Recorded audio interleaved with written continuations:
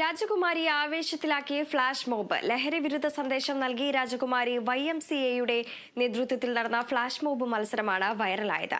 വിവിധ സ്കൂളുകളിലെ വിദ്യാർത്ഥികളാണ് ഫ്ലാഷ് മോബ് അവതരിപ്പിച്ചത്.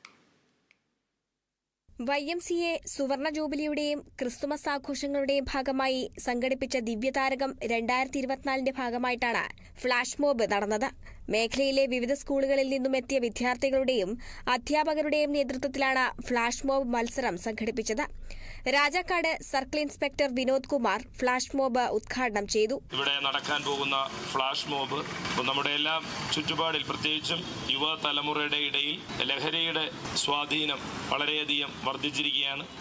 നമ്മൾ കാണുന്ന സിനിമകൾ, അതോടൊപ്പം തന്നെ നമ്മുടെ എല്ലാം നിത്യജീവിതവുമായി ബന്ധപ്പെട്ടിരിക്കുന്ന പല മേഖലകളിലും ലഹരി ഭാഗമാകുമ്പോൾ അതിനെതിരെ നിൽക്കേണ്ടത് നമ്മുടെ കാലഘട്ടത്തിന്റെ ആവശ്യമാണ്. പ്രത്യേകിച്ചും ആരോഗ്യമുള്ള ഒരു തലമുറയ്ക്ക് മാത്രമേ ആരോഗ്യമുള്ള ഒരു രാഷ്ട്രത്തെ പ്രതിനിധാനം ചെയ്യാൻ പറ്റൂ. മദ്യത്തിന്റെയും മയക്കുമരുന്നിന്റെയും ദൂഷ്യവശങ്ങൾ ജനങ്ങളിലേക്ക് എത്തിക്കുവാൻ ഫ്ലാഷ് മോബിന് സാധിച്ചു.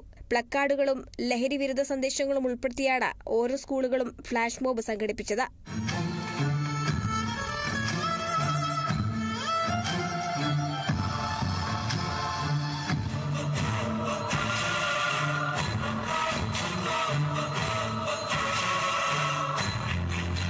രാജാക്കാട് ക്രിസ്തുജ്യോതി പബ്ലിക് സ്കൂൾ 1ാം സ്ഥാനവും രാജകുമാരി ഹോളി ക്യൂൻസ് 2ാം സ്ഥാനവും മാങ്ങാത്തൊട്ടി സെന്റ് മേരീസ് 3ാം സ്ഥാനവും കരസ്ഥമാക്കി.